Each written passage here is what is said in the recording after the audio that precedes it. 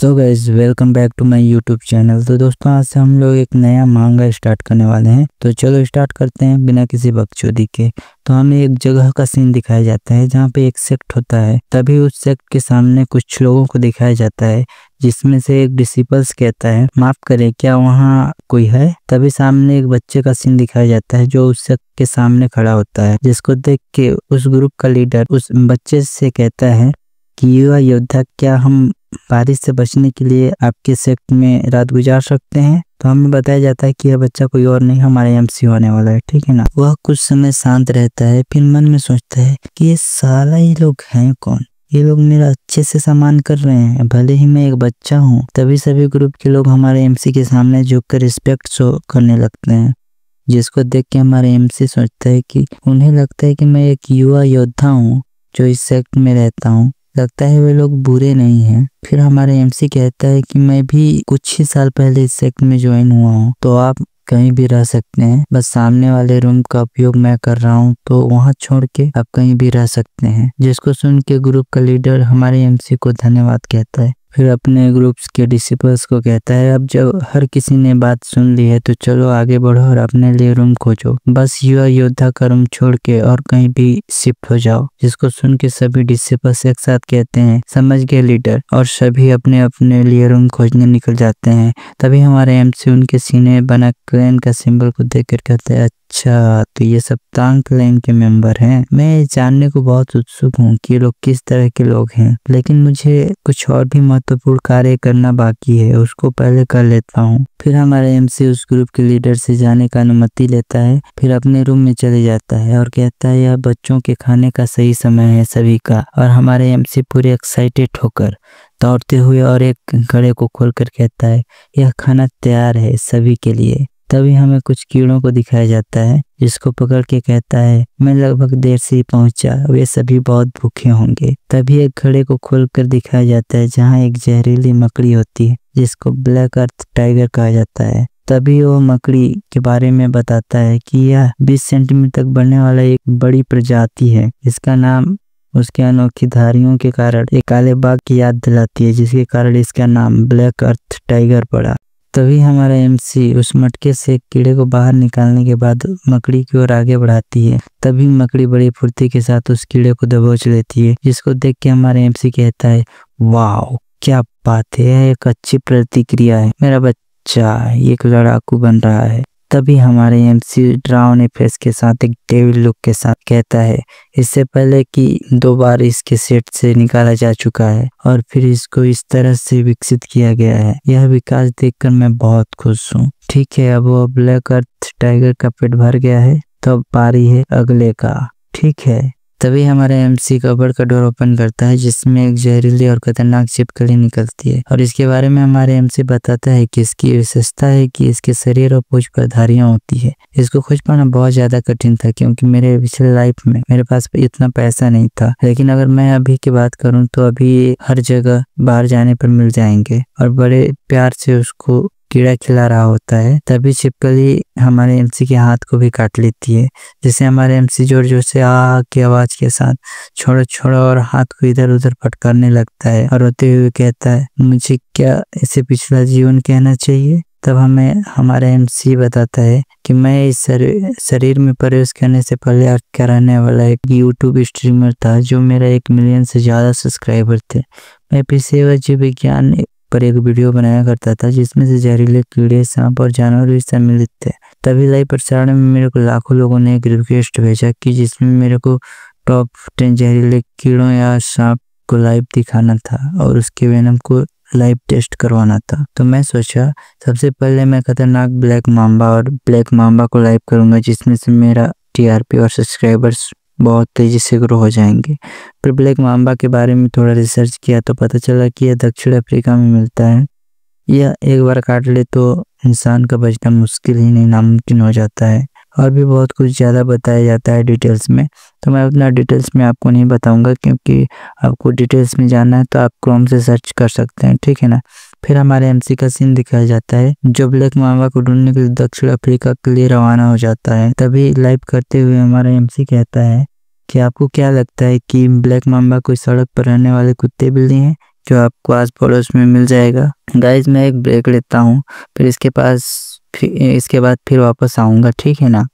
फिर हमारे MC south Africa में पहुंचकर फिर से लाइव करके ब्लैक माम्बा को ढूंढने लगता है। तभी हमारे एमसी को एक कबाड़ खाना रूम में फिर रेफ्रिजरेटर के ऊपर एक ब्लैक माम्बा दिख जाता है, जिसको देख के हमारा एमसी कहता है गाइस अगर मैं इस ब्लैक माम्बा से हल्का सा कटवा लूं तो मैं थोड़े मर जाऊंगा, इसका एंटीडोट तो मिल ही जाएगा पास के मेडिकल में। यह सोच के हमारे एमसी उस ब्लैक माम्बा को उकसाने लगता है, जिससे हम ब्लैक माम्बा गुस्सा होकर हमारे एमसी के हाथ को काट लेता है। तभी लाइव कमेंट्स आने लगते हैं, क्या वो सचमुच कटवा लिया, ब्लैक माम्बा से खिलवाड़ कर रहा है, यह कोई पागलपन से कम नहीं है। तभी हमारे एमसी का सीन दिखाया जाता है, जिसको सही समय पर एंटीडोट नहीं मिल पाने के कारण उसका डेथ हो जाता है और इस वर्ल्ड में इस बॉडी पे रिबॉर्न हो जाता है। तभी सीन शिफ्ट करके उस ग्रुप लीडर को दिखाया जाता है, जो हमारे एमसी के रूम के बाहर आके आवाज देता है, युवा योद्धा क्या आप वहाँ हैं? तो हमारे एमसी कहते हैं हाँ। तो हमारे एमसी दरवाजे को खोलता है और कहता है कुछ गड़बड़ है क्या? तो लीडर कहता है नहीं, हमें बारिश से बचाने के लिए और आश्रय देने के लिए हम आपको धन्यवाद देना चाहते हैं। क्या आप हमारे साथ एक डिनर करना चाहेंगे? तो हमारे एमसी कहता है डिनर, और मर में लार टपकाते हुए सोचता है क्या मेरे को मांस खाने को मिलेगा? मुझे यह महसूस हो रहा है। दोस्तों वाह मन में लड्डू फूट रहे हैं।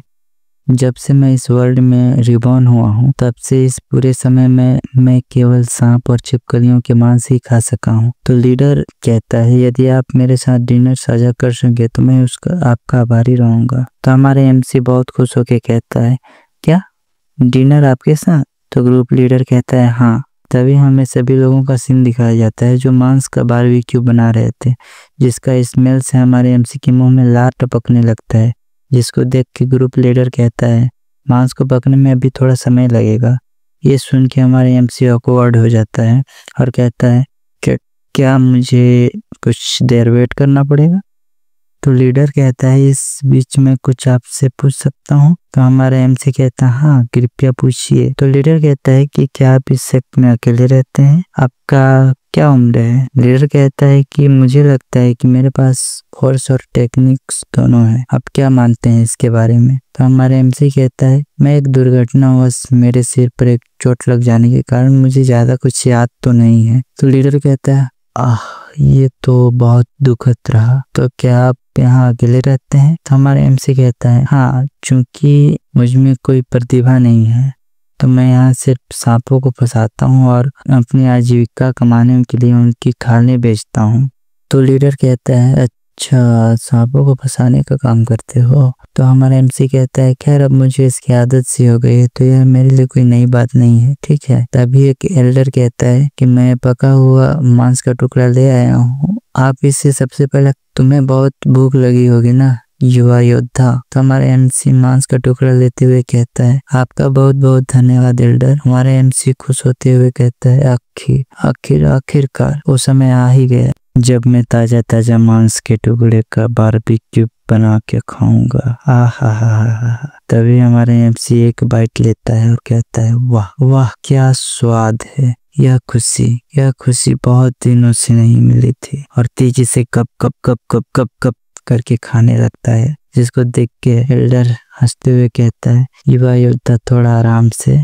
तो एल्डर हमारे एमसी से कहता है क्या आप माइंड टू माइंड कम्युनिकेट कर सकते हैं? जिससे हमारे एमसी एकदम भोंदू सा शक्ल बना के देखने लगता है। तभी ग्रुप लीडर कहता है हम कुछ ऐसा ढूंढ रहे हैं जिसको सबके सामने जाहिर नहीं कर सकते हैं। तो हमारे पिताजी पूछ रहे हैं क्या आप माइंड टू माइंड बातें कर सकते हैं? तो हमारा एमसी कहता है नहीं, मैं एक नॉर्मल इंसान हूँ तो मैं माइंड टू माइंड कम्युनिकेट नहीं कर सकता हूँ। तो ग्रुप लीडर कहता है क्या आपने अपने आसपास कुछ अजीब सा और कुछ डिफरेंस नोटिस किया है? तो हमारा एमसी कहता है अजीब? तो लीडर कहता है हाँ, मुझे नहीं पता कि मैं बता पाऊंगा या नहीं। एल्डर कहता है हम इस युवा योद्धा के थोड़े आभारी हैं, इसलिए मुझे लगता है कि यह कहना ठीक है जैसा कि वह नहीं जानता होगा। परेशानी में पड़ने की कोई संभावना ही नहीं है, और चूंकि वह अकेला रहता है तो वह किसी को बता भी नहीं सकता है। तो ग्रुप लीडर कहता है आप सही कह रहे हैं पिताजी। तो ग्रुप लीडर बताता है हमें शरीर पर नीले रंग का दाग वाला एक सिंपीज मिला है। तो एमसी शॉक में कहता है, हाँ, शरीर पर नीले रंग वाला सिंपीज। तो लीडर कहता है, यह इतना बड़ा है कि आपने इसे देखा ही होगा। तो हमारे एमसी एक्साइटेड होके कहता है, कितना बड़ा है? तो लीडर कहता है, अभी वो वयस्क नहीं हुआ है। मुझे लगता है कि वह आप जैसे बड़े युवा योद्धा को इजीली निगल सकता है। शॉक में एमसी कहता है, हाँ, एक सेंटीपीड इतना बड़ा हो सकता है, और मुझे लगा कि इनसे कुछ 100 वर्षों का समय पुनः महान बना लिया है। हमारे एमसी कहता है, क्या मैं अलग ही दुनिया में आ गया हूँ? क्या मैं अर्थ में रिबर्थ नहीं लिया हूँ? साला, मेरे को तो लग रहा था कि मैं अर्थ में ही किसी और जगह पर रिबर्थ लिया हूँ। तो लीडर कहता है, मैं तुम्हें अवश्य डरा दिया होऊंगा ना? तो हमारे एमसी शौक में बड़बड़ाता हुआ कहता है कि क्या मैं अलग दुनिया में आ गया हूँ? तो एल्डर कहता है, चिंता मत करो, हम उस चीज पर वापस आए हैं। तो हमारे एमसी अकॉर्ड होते हुए कहता है, ओह, क्या आप इस पर दोबारा काम करने और इसे पुनः बनाने का प्रयास कर रहे हैं? जिसको सुन के एल्डर हंसते हुए कहते हैं, यह दिलचस्प है, ब्लेड स्पॉट शील्ड को फिर से बनाना। यह युवा योद्धा बहुत दिलचस्प है। हम इसे कैसे उठा सकते हैं? हम इसे औषधि के रूप में उपयोग कर रहे हैं। हमारे एमसी कहता है, क्षमा कीजिएगा एल्डर। और एमसी मन में सोचता है कि मैं सोचा था कि ये लोग नॉर्मल कल्टीवेटर्स हैं, लेकिन वास्तव में ये लोग तो ड्रग्स कल्टीवेटर्स हैं। सेंटीपीड्स को दवा के रूप में कैसे उपयोग कर सकते हैं? तो एल्डर कहता है कि मेरे पोते पोतियां गंभीर रूप से बीमारी से जूझ रहे हैं और बिस्तर पर पड़े हुए हैं। उस सेंटीपीड्स का आंतरिक भाग ही एक ऐसा मात्र चीज है जो मेरे पोते पोतियों को बचा सकती है, इसलिए हम खोजने की कोशिश कर रहे हैं। तो हमारे एमसी सोचता है, ऐसा लगता है कि वे उसे कुछ भी खिलाने की कोशिश कर रहे हैं और पहले से ही मौत के कगार पर है। मुझे विश्वास नहीं है कि सेंटीपीड्स को दवा के रूप में इस्तेमाल किया जा सकता है, लेकिन ऐसा कुछ भी नहीं है जो माता पिता अपने बच्चों के लिए नहीं कर सकते हैं। हालांकि मुझे सेंटीपीड्स के लिए बुरा लग रहा है, क्योंकि ये लोग मेरे लिए मांस लाए हैं, तो मुझे उनकी मदद करनी चाहिए। फिर हमारा एमसी कहता है कि वो जूते। तो लीडर कहता है, क्या आपने इसे देखा है? तो हमारा एमसी कहता है, नहीं, जिससे लीडर बहुत निराश हो जाता है। तो हमारा एमसी कहता है, हालांकि मुझे नहीं पता कि वह नीला सेंटीपीड्स कैसा दिखता है, लेकिन मुझे विश्वास है कि हम इसे यहाँ भी ढूंढ सकते हैं, क्योंकि मुझे जहरीले जानवरों के मामले में किसी से भी ज्यादा भरोसा खुद पर है। लगभग 8.7 मिलियन प्रजातियों में लगभग 20,000 से ज्यादा प्रजातियां ज्ञात हैं मेरे दिमाग में। तभी हमारे एमसी अपने दिमाग में एक बुक ओपन करता है, जिसको देख के हमारे एमसी कहता है, सेंटीपीड्स कोई अपवाद नहीं है, और बैडेस्ट लुक देते हुए एक क्रीपी स्मेल देता है। तब हमारे एमसी कहता है, जब भी जहरीली जानवरों की बात आती है तो मेरे माइंड स्पेस में जो सिम्स का विश्वकोश बुक है वह किस काम आएगा। तो गाइस, ये वीडियो आपको कैसा लगा, ये स्टोरी कैसा लगा, कमेंट बॉक्स में जरूर बताना। अगर आपको थोड़ा सा भी अच्छा लगा तो चैनल को सब्सक्राइब कर लेना नेक्स्ट पार्ट के लिए, ठीक है ना?